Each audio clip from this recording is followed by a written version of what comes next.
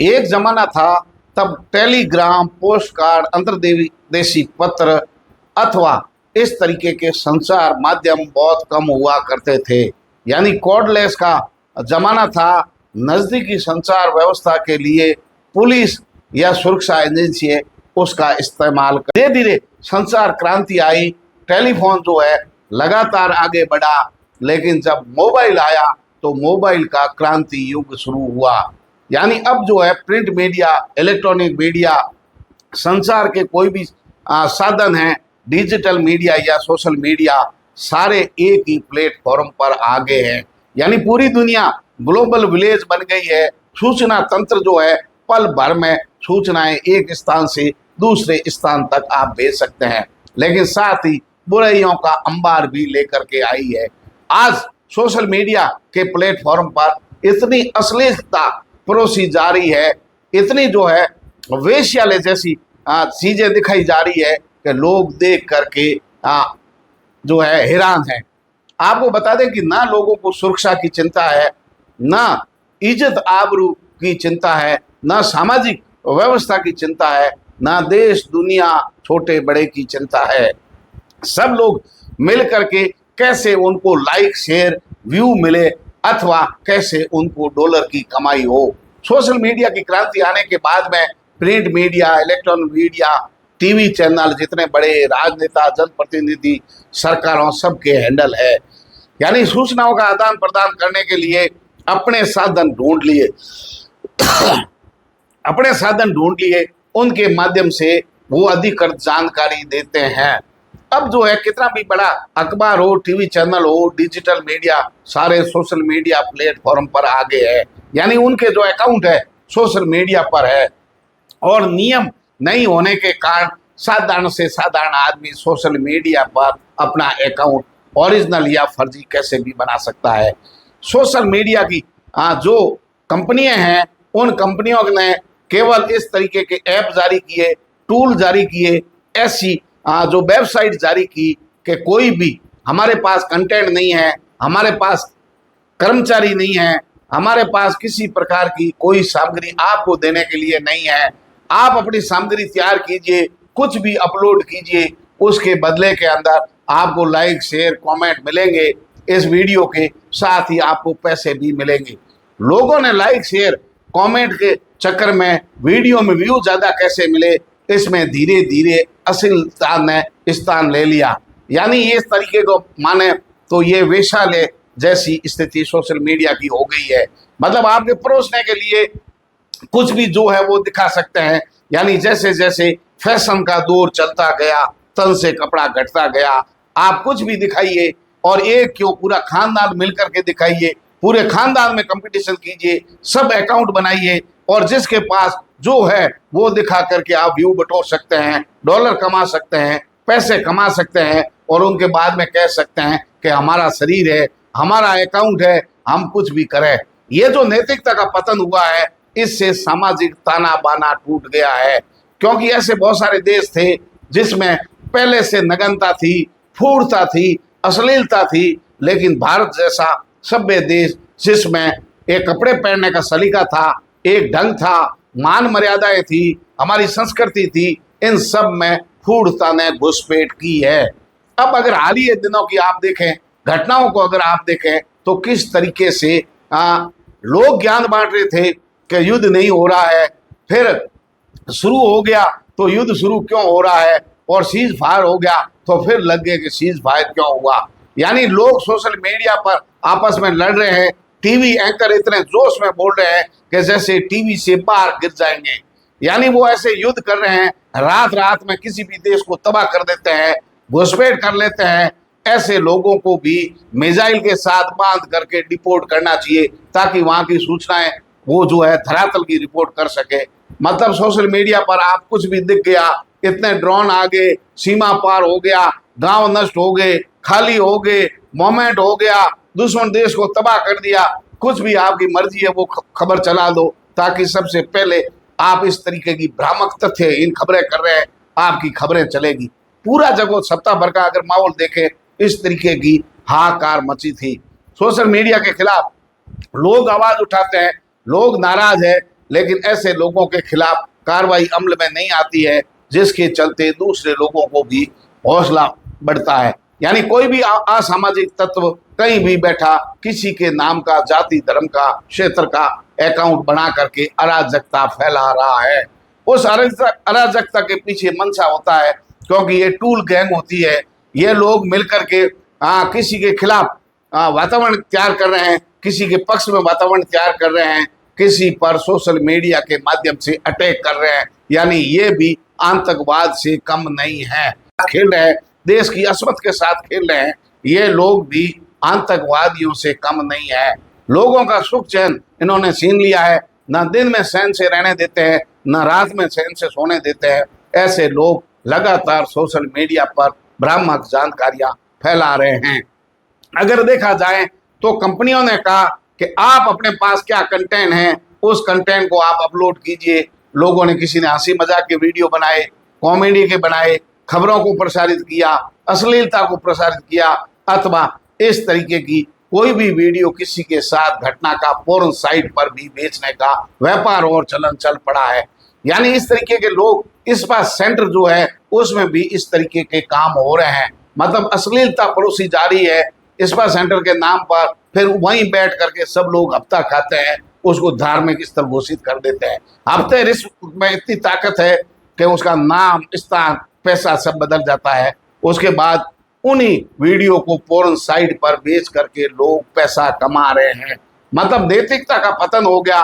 एक जमाना था जब लोग सुनते थे कि इस तरीके के वेश्यालय भी होते हैं, लेकिन आज हर कोई सार्वजनिक रूप से अपने घर में बैठ करके सोशल साइट पर इस तरीके के वेश्यालय चला रहे हैं। लोग उनको देख रहे हैं। लोगों को क्या हो गया है, मानसिक पतन हो गया है। उन लोगों के भी आप देखेंगे तो लाखों, हजारों के अंदर उनके वीडियो मिलियंस में चल रहे हैं। देखने वालों की कोई कमी नहीं है। अच्छा भला आदमी सटीक और सही जानकारी अगर दे दे, उनकी कोई सुनने के लिए तैयार नहीं है। लेकिन इस तरीके की भ्रामक जानकारी अगर मिल जाए तो लोग है हाथों हाथ उसको शेयर कर रहे हैं।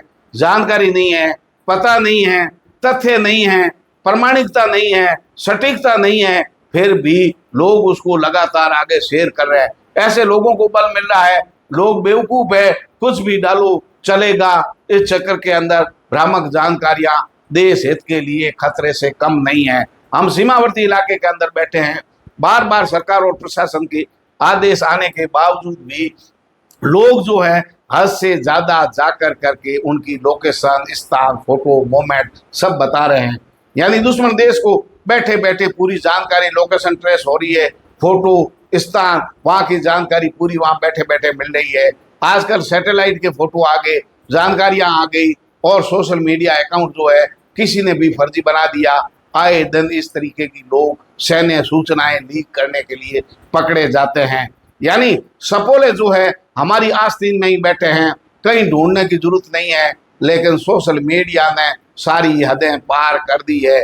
कितना भी बड़ा आदमी हो, कितनी भी बड़ी पेट वाला हो, वहाँ राजनीतिक रूप से हो, सेना का अधिकारी हो, कोई भी फर्जी अकाउंट बना करके पड़ोसी से वाईफाई जोड़ करके ज्ञान बांट चला जाता है।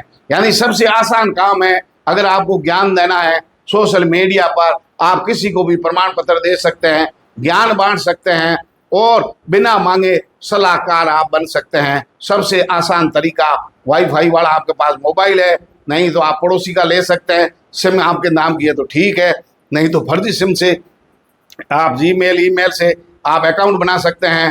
फोटो किसी का भी, बकरे, घोड़े, गधे का डाल सकते हैं। उसके बाद में भ्रामक जानकारियां, नाम, लिंग परिवर्तन, बाप का नाम, पड़ोसी, कुछ भी परिवर्तन कर सकते हैं। कैसी भी फेक आईडी बना करके फेक सूचनाओं का आदान प्रदान आप कर सकते हैं।